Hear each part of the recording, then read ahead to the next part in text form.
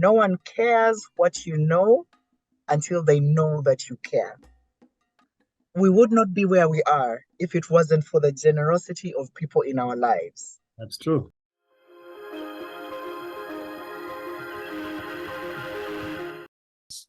You have raised two terrific, outstanding young men, of which I had the pleasure to know as they were born. I've continued to watch them grow. Please spare some time and talk to young parents right now, men and women. How do you go about that balance of raising children while also continuing to lead and continuing to work full time and provide? Just quick advice. Now you are in your heart of advising people how you've done it, because it is done differently for different people. Hillary Clinton did it differently. I have done it differently. Just a quick advice on how you as a person have balanced that equation. So Jackson, apparently the term these days is no longer balance, because I think people chased this thing that seemed unattainable. Now the word used is life-work integration. Ladies and gentlemen, welcome to the new term, life-work integration. Take it on. And the way I explain that, because balance assumes that they and it will never be, right? If we think of a scale and balancing the scale. And part of the reason it will never be, Jackson, is that life is made of seasons. Yes. I'm 53-year-old with adult children living on my own. Of course, I have all the time to myself in the world. And if I speak, like you said, to a young parent who is grappling with a 3-year-old, a 2-year-old, and a toddler, and an infant, right? That will that be for them? So I think it's understanding that life comes in seasons. So what does balance or integration look like for you in this season? It will be very different in 5 months to come, in 5 years to come. So I feel like we should stop pressurizing people to balance. I think sometimes that word even comes with judgment. If you're all over the place, see, you're not even balanced, right? And you add judgment and guilt and shame over a thing people are struggling with. So I think it's the grace to know that life is seasons. There's a season of Jackson as a young father, or a season of Jackson as a bachelor before he became a young father. There's a season of Jackson, a young father who is also starting a young organization.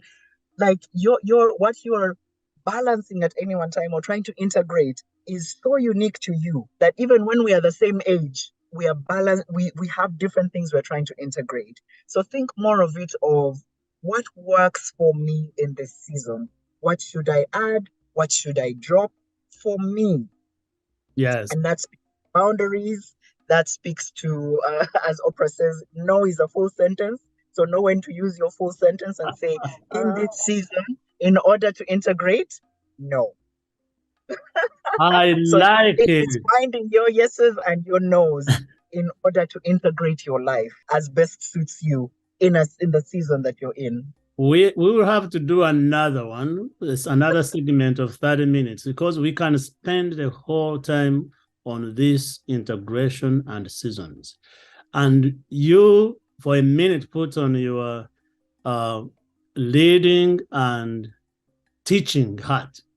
Because if we could all have compassion for each other and understand that we are dealing with seasons, we would know that if Jack is not responding to my WhatsApps for a month, instead of saying, what did I do to Jackie that she can't respond, we would know she must be in a different season right now.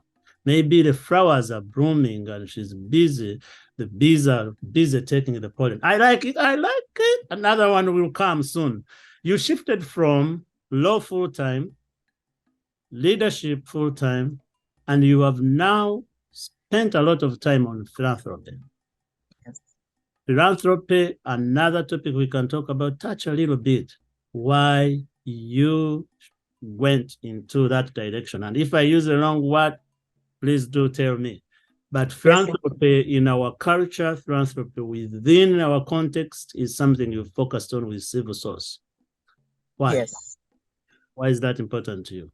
Because, Jackson, you know that, especially in Africa, yes, we we would not be where we are if it wasn't for the generosity of people in our lives. That's true. One, philanthropy is the love of humanity. It was never about how many zeros you have in your bank, Yes. but somehow we made it and focused on money. But if we go back to the original Greek meaning, which is love for humanity, Yeah. Uh-huh. we know this is expressed all day, every day in our African lives.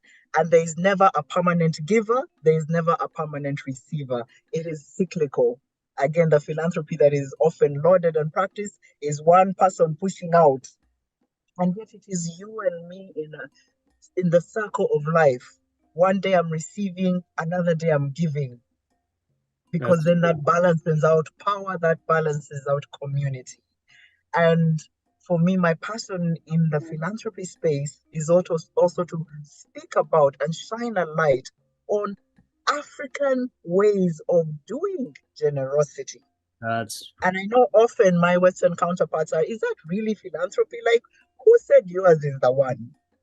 And in exactly. fact, when you say that law, part of it was, in fact, I used what I learned from the law to apply to what I'm doing now in philanthropy. In the law, we learned that there's a hierarchy of law. And when we were colonized, our customary law that was defined and describing our everyday way of life was Yes. relegated to the bottom, Ah. and received or English law was put on top.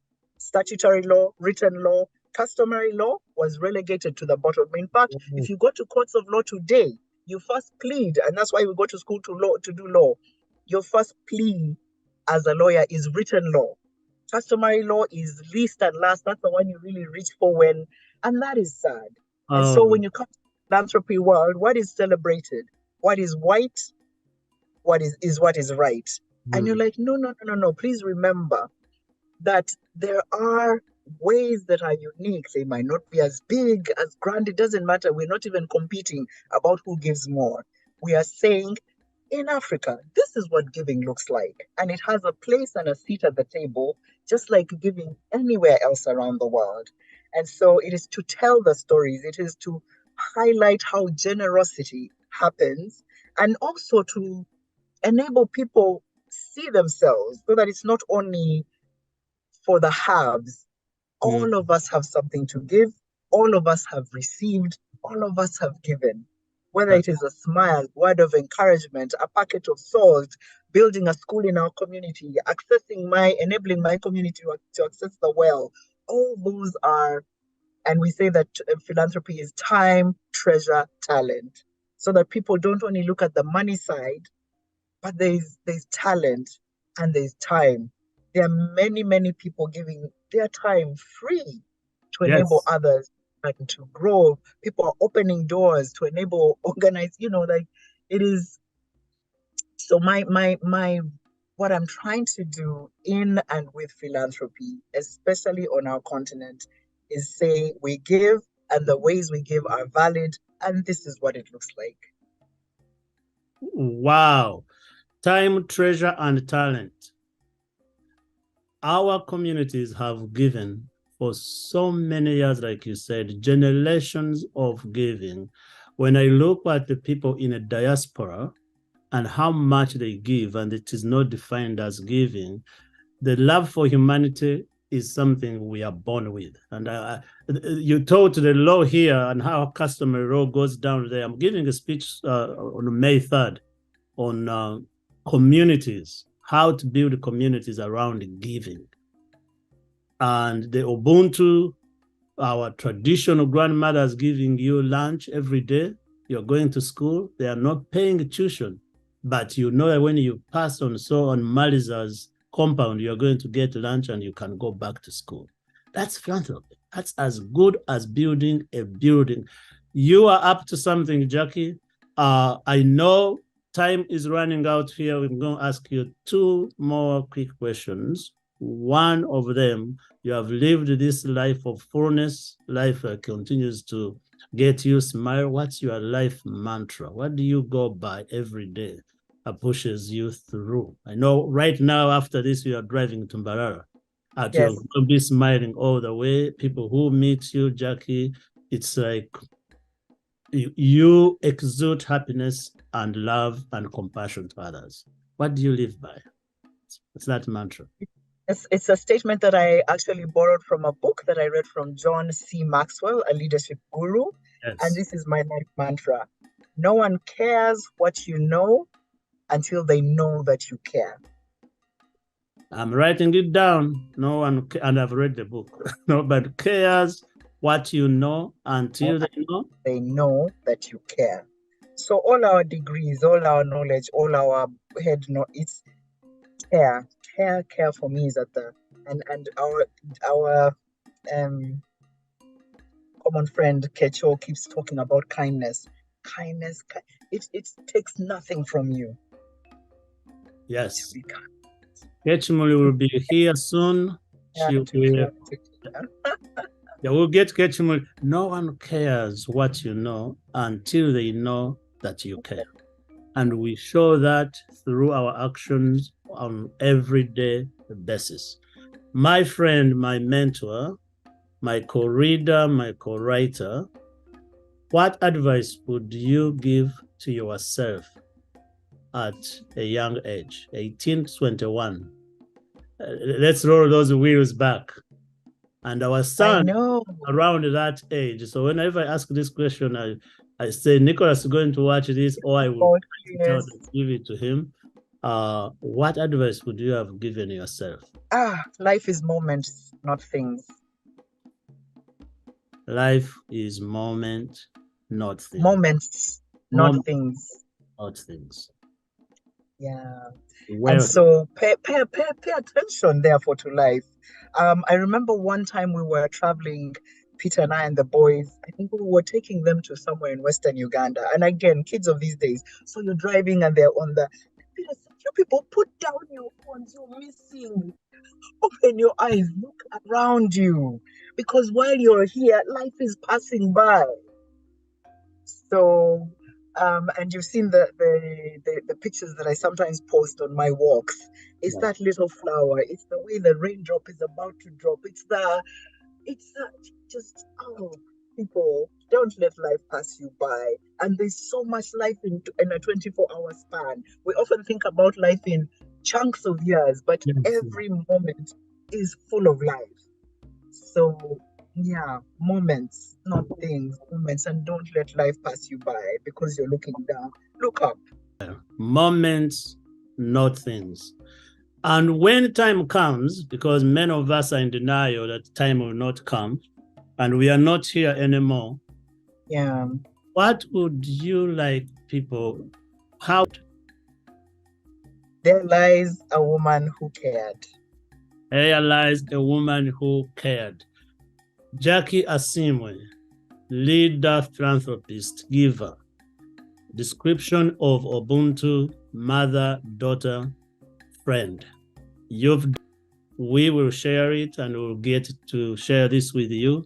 For all our viewers, we thank you so much for sparing time to watch. Please do share, do subscribe. And for all of us know that we, the leaders of today, especially I can say this for me and Jackie, we want to lead by creating more leaders. And this episode was done just for you with love and compassion. Thank you so much. May we enjoy nature. May we enjoy those small moments, and may we continue to give from our hearts, from us to you. Thank you. Amina. Thank you so much, Jacqueline.